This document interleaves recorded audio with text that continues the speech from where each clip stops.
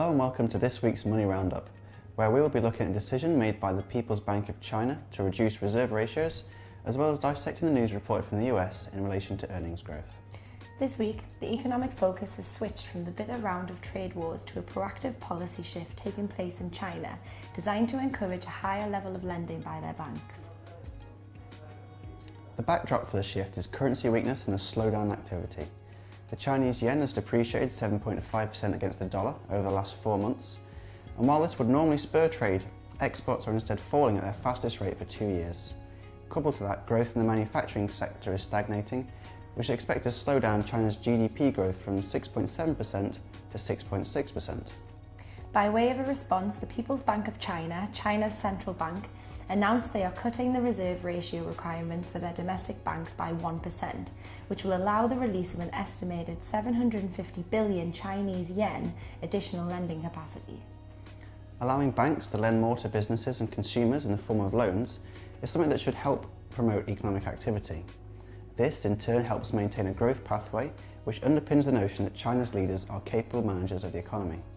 This is particularly important now because China is transitioning from a manufacturing export model to a services consumption-based economic model.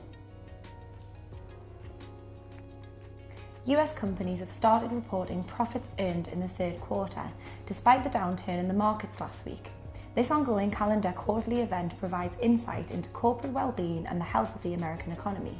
So far, many US companies have produced earnings growth in the first half of this year, with reported earnings growth surpassing estimates in each quarter. The backdrop for earnings is one where US interest rates have been trending higher. Monetary policy is still loose because interest rates are much lower than the trend rate of growth. The offset to more expensive borrowing costs is tax cuts, which are currently providing a boost to the US economy. However, US interest rates have been the talking point recently, as it has been a jittery and volatile week for the global financial markets. Donald Trump has attacked the Fed for what he describes as crazy US rate hikes, which didn't seem to be liked by the markets. The Fed is unwinding its balance sheet, which ballooned during the financial crisis, and in the process is buying less Treasury securities, just as the federal government is issuing more debt. Despite a booming US economy, low inflation and low unemployment, investors are concerned about rising US interest rates. Expectations of further rate hikes have pushed up bond yields, drawing money out of the stock market. But, speaking at a political rally in Pennsylvania, Trump has boasted about the rise of US stock markets to record highs under his presidency and played down Wednesday's sell-off, describing it as a long-awaited correction. It's normal for markets to fluctuate from time to time. Volatility is expected when you're investing, and what we've witnessed over the last few weeks has been nothing out of the ordinary. If the market does dip, it is important as an investor to remain calm and patient with the markets. Think about your long-term goals and the time you have to get there.